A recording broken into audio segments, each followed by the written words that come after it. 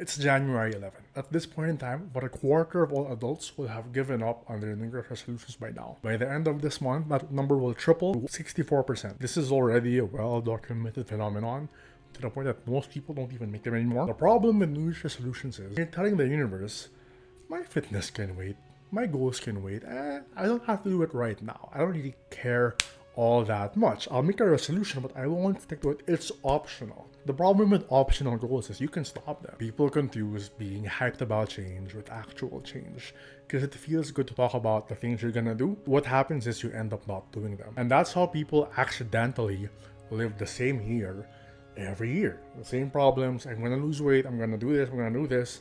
And there's no real change.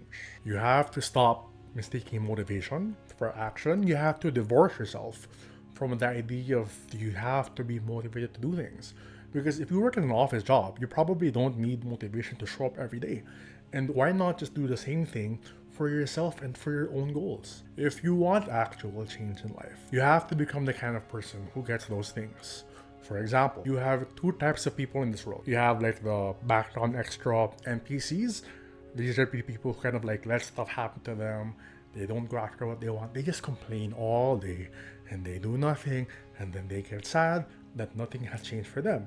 Contrast this to someone who realizes, okay, shit, my life is up to me.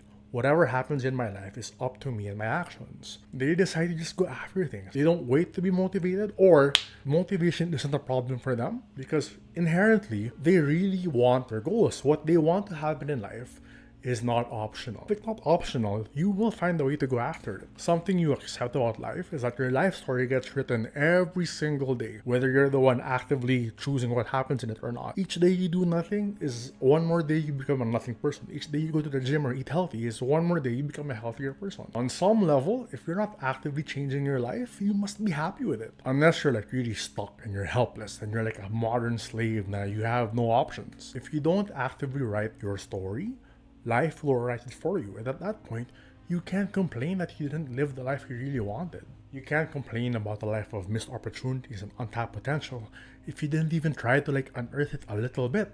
What do? You TikTok all day, YouTube, social media, you just read Reddit. You don't do anything fun and cool and awesome. Someone who truly hated their circumstances, someone living in like actual discomfort, would be doing something about it by now. They wouldn't wait until January 1.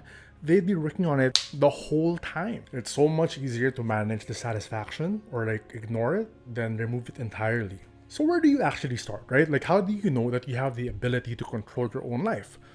If you ask me, it was gym. If you don't know where to start improving your life, work on your physique. You don't have to be some big bodybuilder, you can get a bit lean, a bit more like just once you realize that you can improve your own self through your own actions, that opens up so many doors, or more accurately, it lets you realize that more doors and windows are open than you previously thought. So a well-built physique shows that you take care of yourself, you take yourself seriously.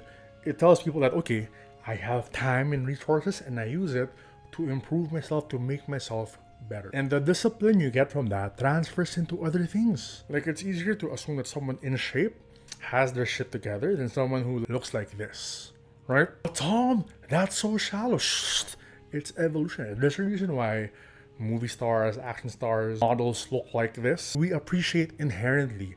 Kids are nicer to people who look great. Let's say you're 25 now and you're gonna live until 80. You have about 20,000 tomorrows, 45 next years, right? You have like 4.5 decades. All of them, each and every single possible future can only come from what you do today. I'm not gonna wake up tomorrow in Japan unless I fly to Japan tonight.